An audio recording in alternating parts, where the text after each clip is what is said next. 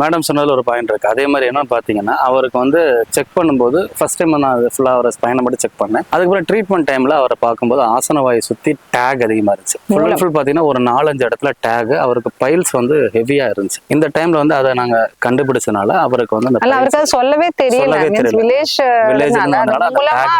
அவங்களுக்கு அது தெரியல. அதை வந்து நாங்க அதை பார்த்து அதை கணிச்சு அதுக்கும் சிகிச்சை கொடுத்து இந்த 10 நாள் அவரை ரெக்கவரி பண்ணி நல்லபடியா அனுப்பணும். மகிழ்ச்சியில போனார், சந்தோஷமா போனார் அவர் போகும்போது. இதனால வரைக்கும் அவர் என்ன சொன்னாரு, கடவுள் பார்த்த மாதிரி இருக்கு சார் நீங்க பண்ணி கொடுத்தேன்னு சொல்லி அவர் கணவனும் மனைவியும் வந்து ரொம்ப சந்தோஷப்பட்டு எங்கள்கிட்ட சொல்லிட்டு போனாங்க. நாங்க என்னன்னா சும்மா நோயாளி அப்படிங்கிற மாதிரி நம்ம பாக்குறது கிடையாது. அவங்களுக்கு எதனால அந்த நோய் வருது, அந்த அடிப்படை காரணம் என்ன அப்படின்னு கண்டுபிடிச்சு அதை தவிர்க்கிறது தான் ஃபர்ஸ்ட் நம்ம பார்ப்போம். ஆயுர்வேதத்துல வந்து நிதான பரிவர்ஜனம் அப்படின்னு சொல்லுவாங்க. எதனால வியாதி வருதோ அதை ஃபர்ஸ்ட் கட் பண்ணாலே அந்த வியாதி வந்து ப்ரோக்ரஸ் ஆகாது. ஸோ ஃபர்ஸ்ட் நாங்க அதுலயே தான் கான்சென்ட்ரேட் பண்ணுவோம். நெக்ஸ்ட் தான் டீடாக்சிஃபை பண்ணுவோம். ஸோ என்ன அவங்களுக்கு அந்த டாக்ஸின் செட் ஆயிருக்கும் அந்த டாக்ஸின்ஸை ஃபுல்லா வெளியே எடுத்துருவோம்.